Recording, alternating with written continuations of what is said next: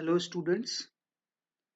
So the topic of discussion for the today's lecture is thermochemistry, standard state, standard enthalpy of formation, Hess law and its application.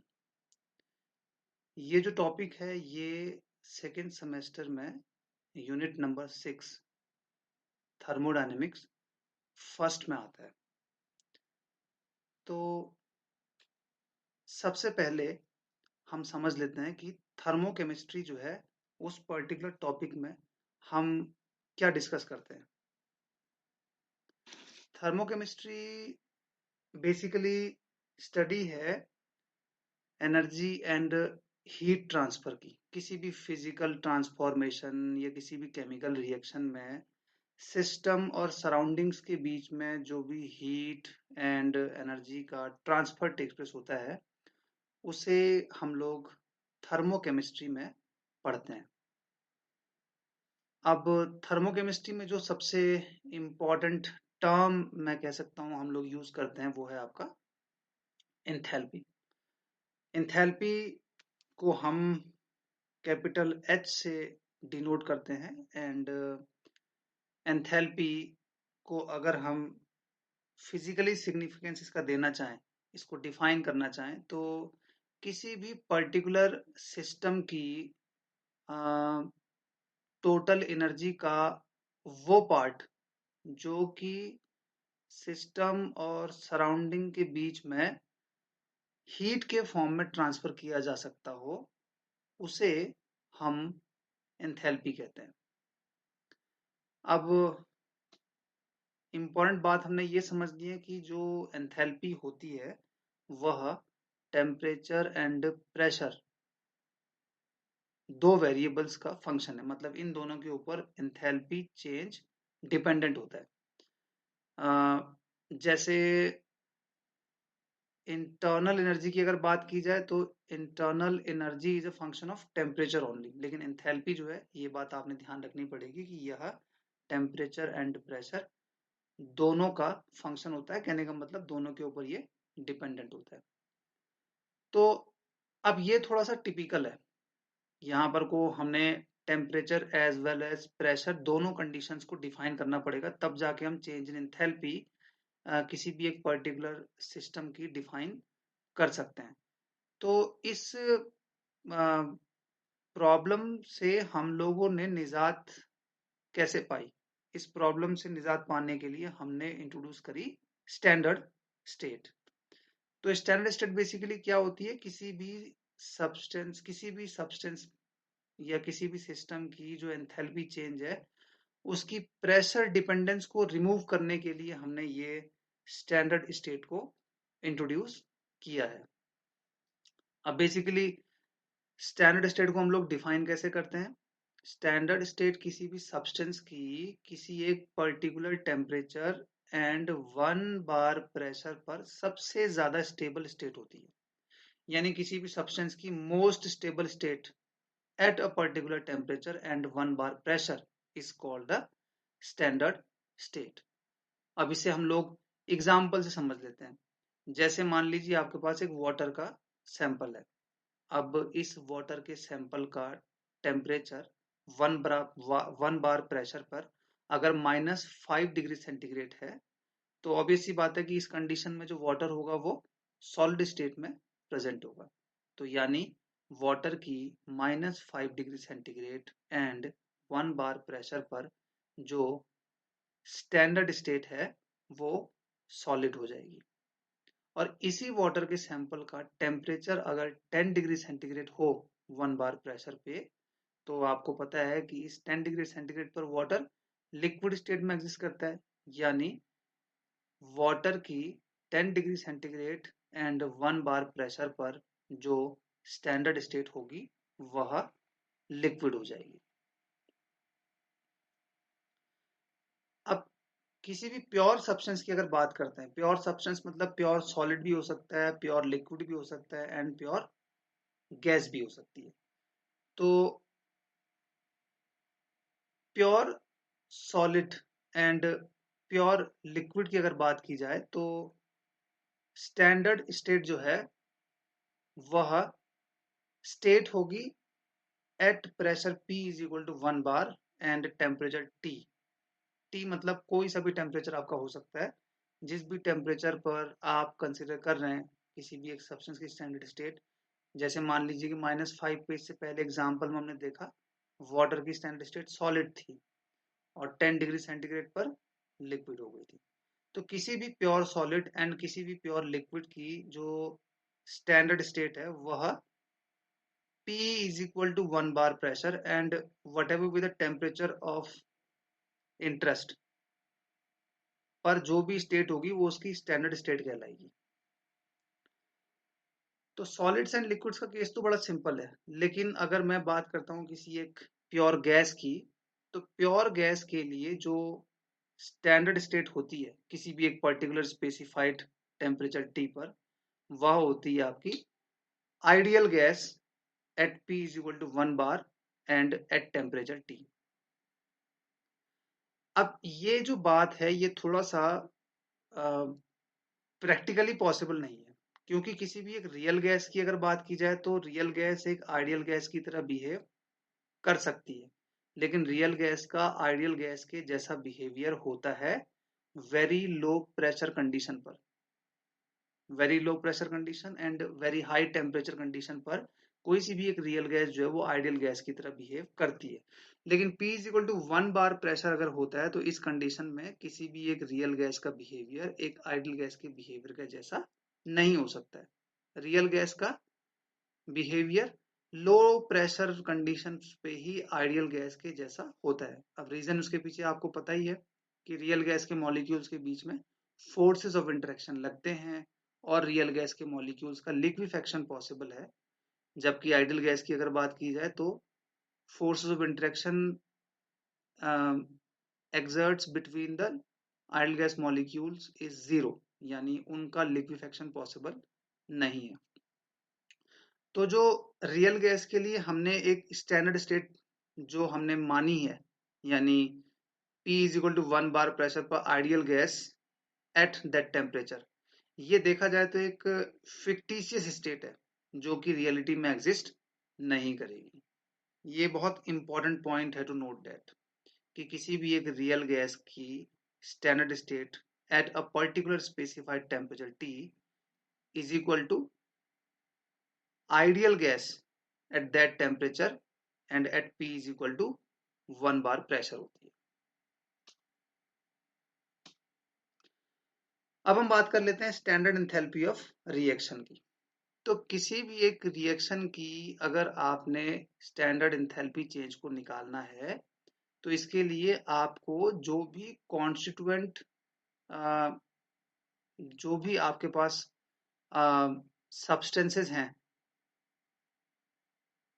अगर उनकी आपको molar enthalpies पता है तो बड़ी आसानी से हम किसी भी एक रिएक्शन की स्टैंडर्ड एंथैल्पी चेंज का कैलकुलेशन कर सकते हैं। किसी भी एक रिएक्शन की स्टैंडर्ड एंथैल्पी चेंज को निकालने का तरीका क्या है? आप सारी की सारी मोलर एंथैल्पीज ऑफ प्रोडक्ट्स को ऐड कर दीजिए और उसमें से मोलर एंथैल्पीज ऑफ रिएक्टेंट्स जो टोटल आती है उसको आप सब्ट्रैक्ट कर दीजिए। तो जो भी आपके पास वैल्यू आएगी वो स्टैंडर्ड एंथैल्पी ऑफ रिएक्शन हो जाएगी। तो जैसे कि ये एग्जांपल स्क्रीन पे आपको दिख रहा है, AA plus BB gives CC plus DD, where small a, small b, small c and small d are the stoichiometric coefficients of the components or substance A, B, C and D। तो इस condition में जो enthalpy of reaction है standard, उसको निकालने के लिए क्या किया है, सारी की सारी स्टैंडर्ड एंथैल्पी मोलर एंथैल्पीज जो सब्सटेंसेस की हैं उनको ऐड किया प्रोडक्ट वाले साइड में, और सारी की सारी मोलर जो एंथैल्पीज हैं सब्सटेंसेस की उनको ऐड किया रिएक्टेंट वाले साइड में, और प्रोडक्ट वाले साइड से रिएक्टेंट वाले साइड को सब्ट्रैक्ट किया, और इस तरह से हमने किसी भी एक रिएक्शन की स्टैंडर्ड एंथैल्पी ऑफ रिएक्शन का कैलकुलेशन कर दिया। अब बात कर लेते हैं स्टैंडर्ड एंथैल्पी ऑफ फॉर्मेशन। तो Standard enthalpy of formation of a substance is defined as the enthalpy change of the reaction in which 1 mole of that substance is formed from its constituent elements in their standard state at a specified temperature. यानी किसी भी substance की जो standard enthalpy of formation है, तो उसके 1 मोल को हमने बनाना है। और किससे बनाना है? उसके कॉन्स्टिट्यूएंट एलिमेंट्स। और ये भी ध्यान रखना है कि उसके जो कॉन्स्टिट्यूएंट एलिमेंट्स हैं, जिस भी टेम्परेचर पर हम उसकी स्टैंडर्ड एंथैल्पी ऑफ फॉर्मेशन निकाल रहे हैं सब्सटेंस की, उस टेम्परेचर पर कॉन्स्टिट्यूएंट एलिमेंट उनकी स्टैंडर्ड स्टेट में होने चाहिए। तो ऐसी जो आपकी रिएक्शन होगी, इस रिएक्शन की जो एंथैल्पी चेंज होगी, वह उस सब्सटेंस की स्टैंडर्ड एंथैल्पी ऑफ फॉर्मेशन कराएगी। तो 1 मोल सब्सटेंस बनाना है, और उस 1 मोल सब्सटेंस को बनाने के लिए जो भी कॉन्स्टिट्यूएंट एलिमेंट्स हैं उस सब्सटेंस में प्रेजेंट, उन सभी की उस स्पेसिफाइड टेम्परेचर पर जिस पर हम उस सब्सटेंस की स्टैंडर्ड एंथैल्पी ऑफ फॉर्मेशन का कैलकुलेशन कर रहे हैं, उस स्पेसिफाइड टेम्परेचर पे कॉन्स्टिट्यूएंट एलिमेंट्स अपनी स्टैंडर्ड स्टेट में होने चाहिए। और इस रिएक्शन की जो भी एंथैल्पी चेंज होगी, वो उस सब्सटेंस की स्टैंडर्ड एंथैल्पी ऑफ फॉर्मेशन कहलाएगी। अब ये बात आपको समझनी है कि किसी भी एक एलिमेंट की जो स्टेबल स्टेट ऑफ एग्रीगेशन होती है 1 बार प्रेशर पर और एक स्पेसिफाइड टेम्परेचर पर, उसको हम लोग 0 वैल्यू असाइन किए हुए हैं। अब ये स्पेसिफाइड टेम्परेचर कौन सा है? ये स्पेसिफाइड टेम्परेचर इन जनरल जो है वो आपका 25 डिग्री सेंटीग्रेड हमने लिया हुआ है, 298 केल्विन। ठीक है, अब ये जरूरी नहीं है कि 298 केल्विन ही लिया जाए, ये टेम्परेचर कोई दूसरा भी हो सकता है। तो यूजुअली हम 298 केल्विन पर ही ये एलिमेंट्स की स्टैंडर्ड एंथैल्पी ऑफ फॉर्मेशन को उनकी स्टेबल स्टेट ऑफ एग्रीगेशन में 0 वैल्यू असाइन कर लेते हैं। प्रेशर हमेशा 1 बार। अब एग्जाम्पल से इसको समझिए। जैसे ऑक्सीजन है, तो ऑक्सीजन जो है वो 25 डिग्री सेंटीग्रेड पर गैस है। तो इसका मतलब ये होगा कि ऑक्सीजन गैस की जो स्टैंडर्ड एंथैल्पी ऑफ फॉर्मेशन होगी, उसकी वैल्यू 0 हो जाएगी। अब एक दूसरा एग्जांपल है कार्बन का, जिसमें हमें दिख रहा है कार्बन के 2 एलोट्रोपिक फॉर्म्स हैं। कार्बन की एक तो ग्रेफाइट फॉर्म है और कार्बन की दूसरी डायमंड फॉर्म है। अब 298 केल्विन पर कार्बन की जो ग्रेफाइट वाली फॉर्म होती है, वो इसकी स्टेबल स्टेट ऑफ एग्रीगेशन है। तो इसका मतलब यह हुआ कि enthalpy of formation of carbon graphite at 298 kelvin तो 0 हो जाएगी। लेकिन वहीं अगर हम enthalpy of formation of diamond की बात करते हैं एट 298 केल्विन, तो उसकी वैल्यू 0 नहीं होगी। सिमिलरली ऐसी enthalpy of formation of bromine, अब ब्रोमीन जो है वो 298 केल्विन पर लिक्विड स्टेट में एग्जिस्ट करता है। तो इसीलिए standard enthalpy of formation of bromine liquid जो है उसकी वैल्यू तो 0 होगी। यहीं अगर standard enthalpy of formation of bromine gas होती तो उसकी वैल्यू 0 नहीं होती। It will not be equal to 0। Similarly sulphur की जो 298 केल्विन पर एक स्टेबल स्टेट ऑफ एग्रीगेशन की अगर हम बात करते हैं, तो वो रोम्बिक फॉर्म है। इसीलिए standard enthalpy of formation of sulphur rhombic, वो तो 0 हमने ले रखी है।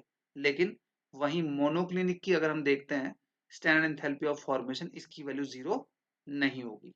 Same case for phosphorus.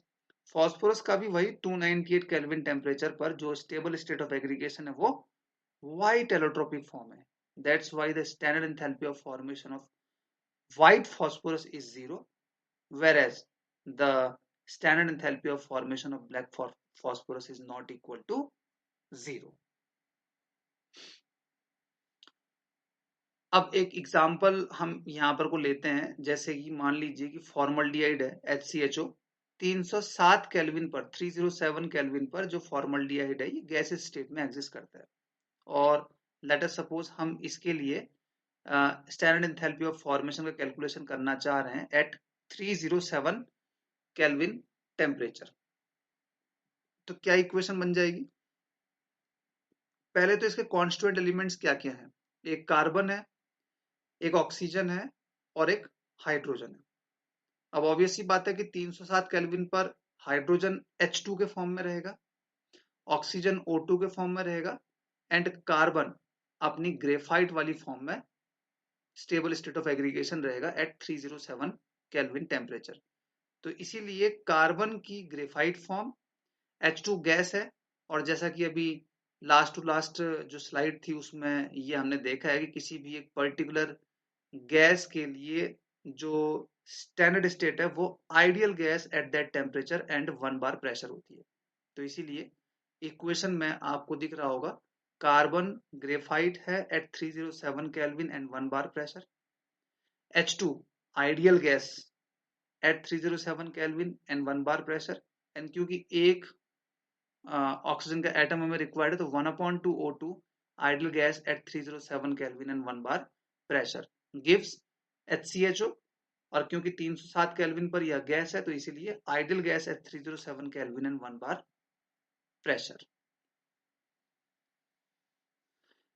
तो ये जो आपके पास लेफ्ट हैंड साइड में H2 and O2 गैस हैं स्टैंडर्ड स्टेट में, तो ये बात भी ध्यान रखनी है कि ये प्योर गैस हैं। कहने का मतलब इनकी मिक्सिंग नहीं हुई होगी, क्योंकि प्योर स्टेट ही हमने जो है कंसीडर करनी पड़ती है whenever we are calculating the standard enthalpy of formation। और कार्बन की जैसे कि मैंने आपको बता दिया कि 307 केल्विन पर ज्यादा stable state of aggregation graphite है, इसीलिए कार्बन का ग्रेफाइट एलोट्रोपिक फॉर्म हमने 307 केल्विन पर उसकी HCHO की स्टैंडर्ड एंथैल्पी ऑफ फॉर्मेशन के कैलकुलेशन के लिए इस्तेमाल किया हुआ है। अब एक एग्जांपल से और हम इसको समझते हैं। जैसे कि हमारे पास है HBr और HBr की स्टैंडर्ड एंथैल्पी ऑफ फॉर्मेशन को हम कैलकुलेट करना चाह रहे हैं। और HBr जो है इसको बनाने के लिए हमारे पास जो एलिमेंट्स हैं वो कौन कौन से हैं। हमारे पास एलिमेंट्स हैं इसमें, एक तो Br ब्रोमीन और दूसरा हाइड्रोजन। अब ये बात आपने समझनी है कि Br2 का जो बॉइलिंग पॉइंट है वो 331.5 केल्विन टेम्परेचर है। तो हम यहाँ पर को दो केसेस को कंसीडर कर लेते हैं। एक टेम्परेचर हम ले लेते हैं बिलो 331.5 केल्विन, जैसे कि 330 स्क्रीन पे भी आपको विजिबल है। 330 केल्विन हम लोग एक टेम्परेचर ले लेते हैं और दूसरा एक टेम्परेचर हम लोग ले लेते हैं 335 केल्विन टेम्परेचर। तो 330 केल्विन टेम्परेचर जो है 330 केल्विन टेम्परेचर पर अगर हमने HBr के लिए enthalpy of formation standard calculate करनी है तो इक्वेशन क्या बन जाएगी, 1/2 H2 ideal gas 330 kelvin 1 bar pressure plus 1/2 Br2। लेकिन Br2 330 केल्विन पर कौन सी स्टेट में एग्जिस्ट करेगा, ऑब्वियसली लिक्विड स्टेट में एग्जिस्ट करेगा। तो 1/2 Br2 जो हमारे पास आएगा उसके लिए हम लोग जो लिखेंगे वो liquid at 330 kelvin and 1 bar pressure gives HBr ideal gas 330 kelvin and 1 bar pressure. ये 330 केल्विन पर standard enthalpy of formation of HBr को कैलकुलेट करने के लिए स्टेट इक्वेशन बनेगी। और वहीं अगर हमने 335 केल्विन टेम्परेचर पर HBr गैस की स्टैंडर्ड एंथैल्पी ऑफ फॉर्मेशन का कैलकुलेशन करना है तो इसका मतलब इक्वेशन जो बनेगी वो 1/2 H2 ideal gas eight 335 kelvin temperature and 1 bar pressure plus 1/2 Br2। अब Br2 335 पर गैसेस स्टेट में पहुंच चुका है तो इसका मतलब यह हुआ कि इस कंडीशन में जो हमारे पास इक्वेशन बनेगी वो 1/2 Br2 ideal gas at 335 Kelvin temperature and 1 bar pressure gives HBr ideal gas at 335 Kelvin temperature and 1 bar pressure। तो देखिए दोनों के दोनों जो आपके टेम्परेचर्स थे 330 केल्विन और 335 केल्विन पर, इन दोनों टेम्परेचर्स पर Br ब्रोमीन की जो स्टैंडर्ड स्टेट है उसमें चेंजेस आए हुए हैं। 330 केल्विन पर Br2 जो हमने लिखा हुआ है उसको हमने आइडियल लिक्विड प्योर लिक्विड हमने लिया हुआ है, जबकि 335 केल्विन पर हमने Br2 को गैसियस स्टेट में अज्यूम किया हुआ है तो इसका मतलब उसको हमने आइडियल गैस लिखा हुआ है। अब अगला जो इसमें हमारा है कि रेफरेंस फॉर्म में, जैसा कि इससे पहले वाली स्लाइड में हमने देखा था कि इंथैल्पी ऑफ फॉर्मेशन को हम लोग क्या ले लेते हैं, जीरो ले लेते हैं। तो यानी जैसे 307 केल्विन की अगर बात की जाए तो 307 केल्विन पर कार्बन की ग्रेफाइट फॉर्म इसकी स्टेबल स्टेट ऑफ एग्रीगेशन है। तो इसीलिए 307 केल्विन पर हमने standard enthalpy of formation of graphite को 0 अज्यूम किया हुआ। अब लेकिन डायमंड की अगर बात करते हैं तो 307 केल्विन पर डायमंड की जो स्टैंडर्ड इंथैल्पी ऑफ फॉर्मेशन है उसकी वैल्यू 0 नहीं है। रीजन बिहाइंड दिस, क्योंकि stable state of aggregation carbon की ग्रेफाइट है और ग्रेफाइट से डायमंड में कन्वर्जन जो होगा उसकी कुछ ना कुछ इंथैल्पी की वैल्यू आएगी। और एक्चुअली इस पर्टिकुलर ट्रांसफॉर्मेशन के लिए जो इंथैल्पी की वैल्यू है वो 1.9 किलो जूल पर मोल है, यानी नॉट इक्वल टू 0 है। तो स्टेबल स्टेट्स ऑफ एग्रीगेशन की वैल्यू ही हमने 0 लेनी पड़ेगी और वो भी टेम्परेचर के ऊपर डिपेंडेंट रहेगी। यानी 298 मोस्टली हम लोग लेते हैं, पर ये मान लेना कि 298 पर ही हमने स्टैंडर्ड स्टेट को डिफाइन करना है, तो ये मान लेना भी गलत है और ये कहना भी गलत है। तो मोस्टली हम लोग 298 केल्विन पर डिफाइन करते हैं, पर ऐसा बिल्कुल भी नहीं है कि 298 केल्विन पर ही किसी सब्सटेंस की आपने स्टैंडर्ड स्टेट को डिफाइन करना है।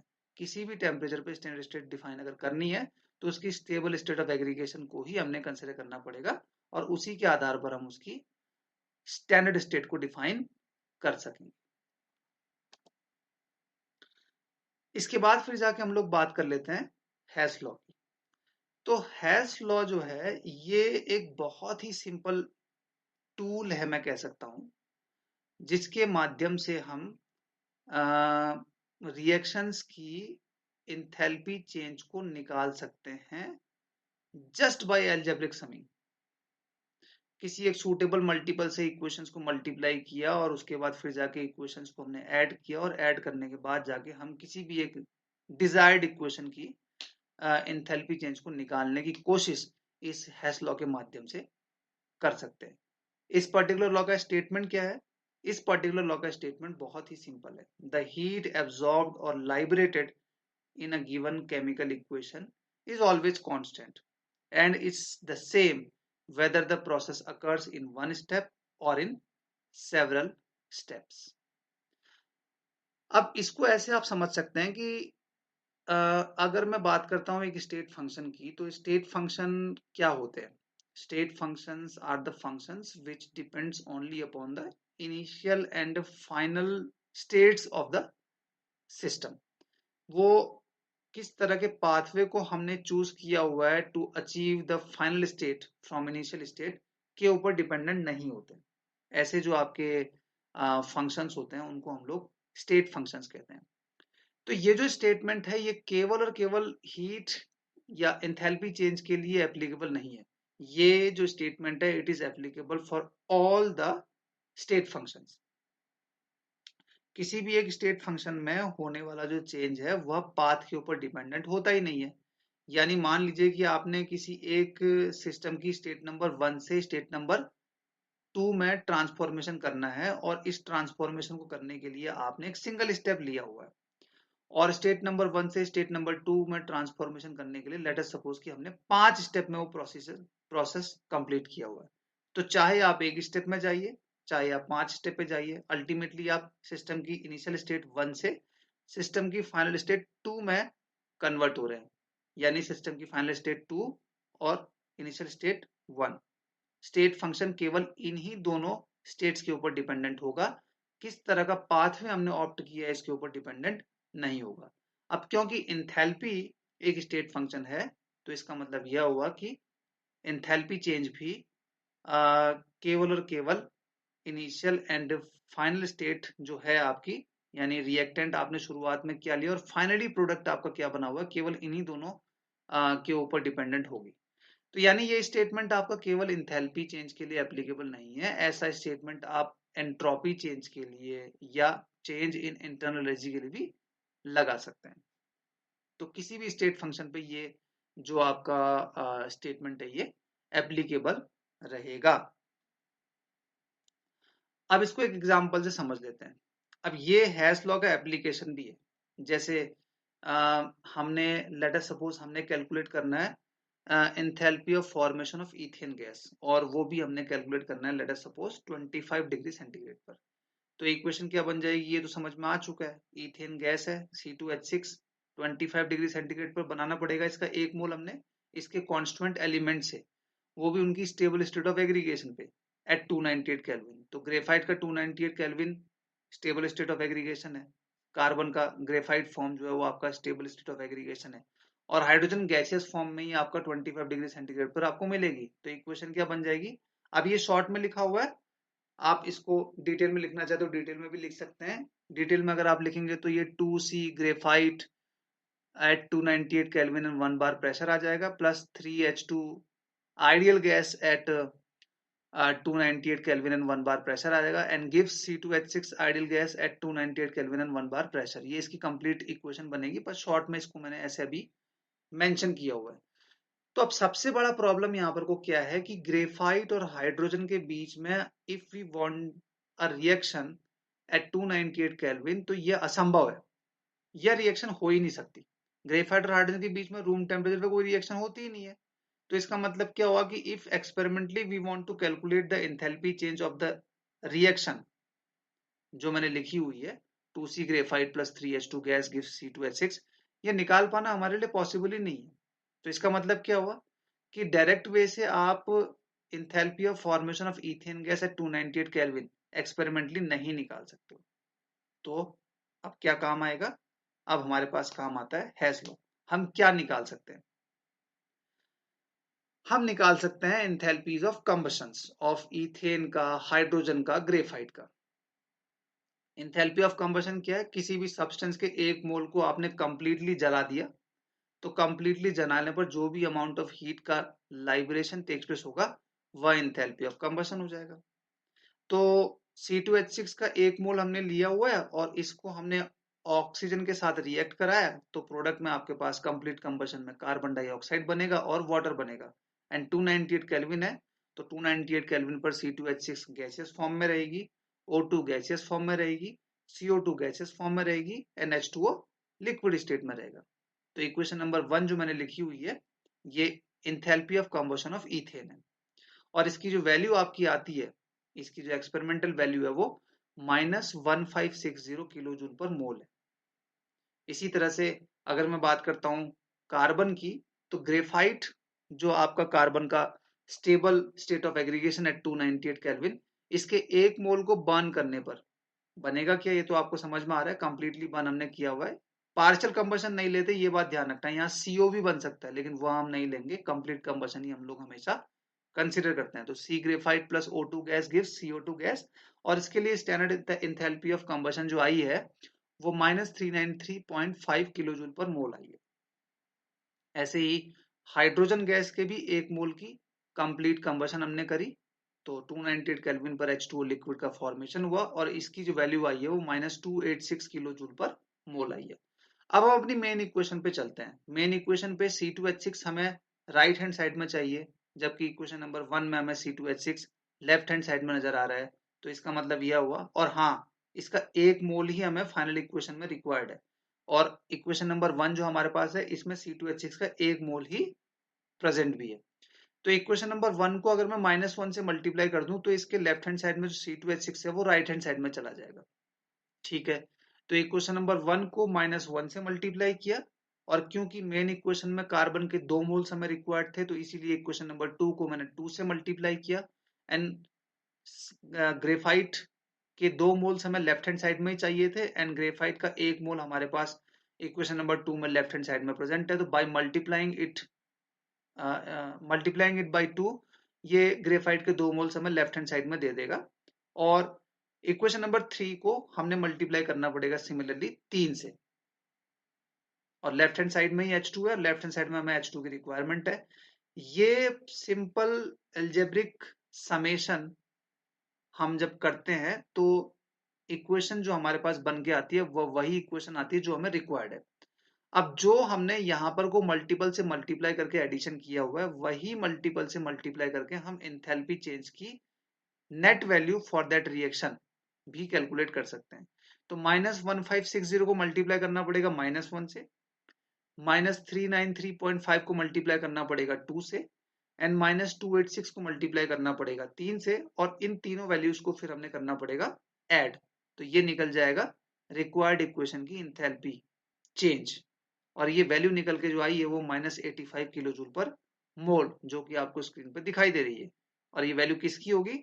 C2H6 की enthalpy of formation at 298 kelvin. ध्यान रहे 298 केल्विन पर ये C2H6 की इंथैल्पी ऑफ फॉर्मेशन हो जाएगी।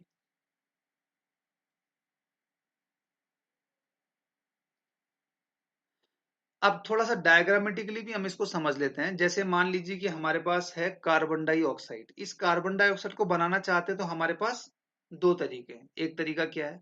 एक तरीका तो है डायरेक्ट तरीका, यानी हमने कार्बन का ग्रेफाइट लिया और हमने O2 गैस ली, इन दोनों के बीच में रिएक्शन कराई एंड CO2 बन गई।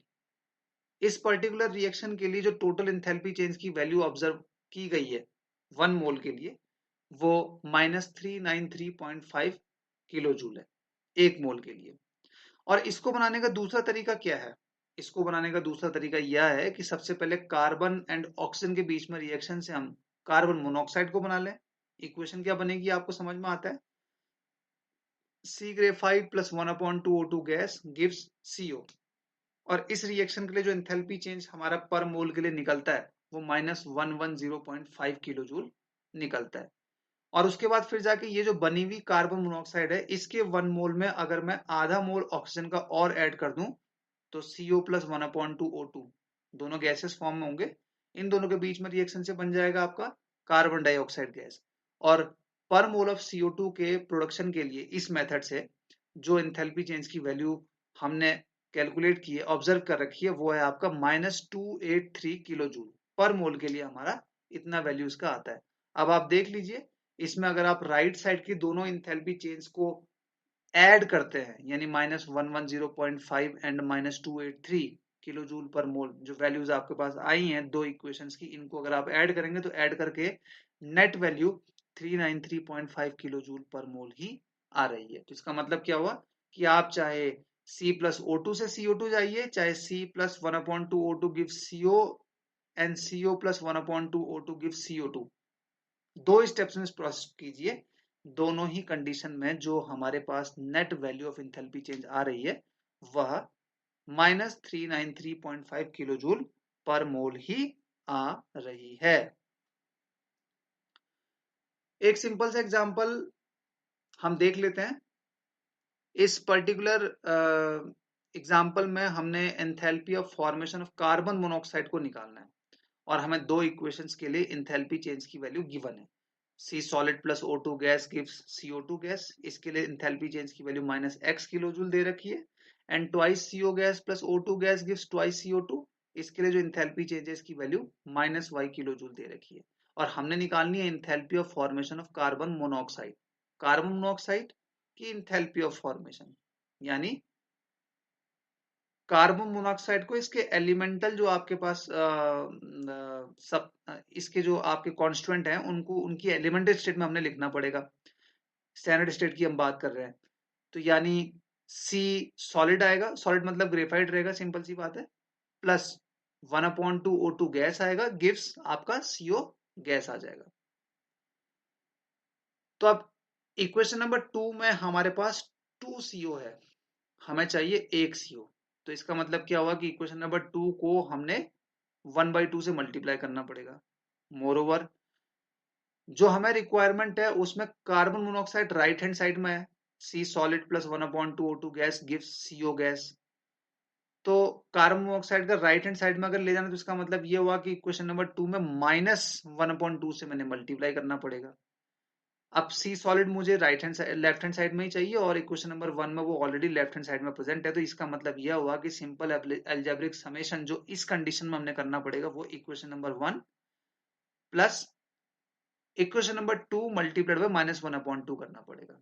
तो जो डिजायर्ड इक्वेशन है वो इस कैलकुलेशन से हमारे पास अपीयर हो जाएगी। तो यानी जो एंथैल्पी चेंज इस इक्वेशन के लिए हमने कैलकुलेट करनी है उसमें भी बिल्कुल सेम हमने मल्टीपल से मल्टीप्लाई करके अलजेब्रिक सम करना पड़ेगा।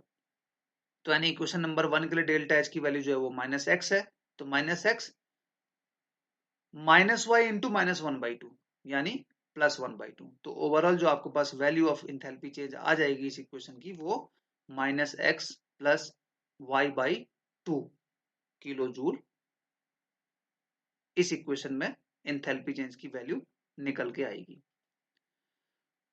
अब ये एक सिंपल सा एग्जांपल है जो कि आपके लिए मैंने होम असाइनमेंट या होमवर्क के तौर पे दिया हुआ है। इस क्वेश्चन को आपने बड़ी आसानी से सॉल्व कर लेना है, क्योंकि इसमें भी हमने enthalpy of formation of ZnSO4 की वैल्यू को निकालना है, स्टैंडर्ड ही निकालना है। तो इसका मतलब यह हुआ कि ZnSO4 के जो भी आपके पास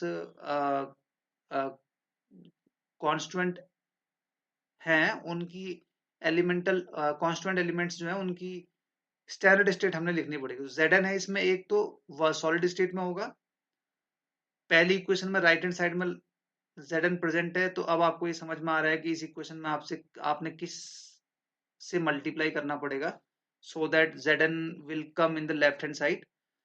सल्फर है, सल्फर की रोम्बिक फॉर्म ही इसकी स्टेबल स्टेट ऑफ एग्रीगेशन रहेगी। 298 केल्विन पर ये सारी बातें चल रही है, क्योंकि मैंने आपको बताया था कि जनरली हम लोग जो है जब स्टैंडर्ड की बात करते हैं तो 298 केल्विन टेम्परेचर जो है हम लोग कंसिडर करते हैं। तो सल्फर की रोम्बिक फॉर्म है, इक्वेशन नंबर फर्स्ट में वो प्रेजेंट है, और वह भी आपको लेफ्ट हैंड साइड में चाहिए। तो किस तरह से आपने इसको लेफ्ट हैंड साइड में लेकर के आना है, ये आपको समझ में आ रहा है।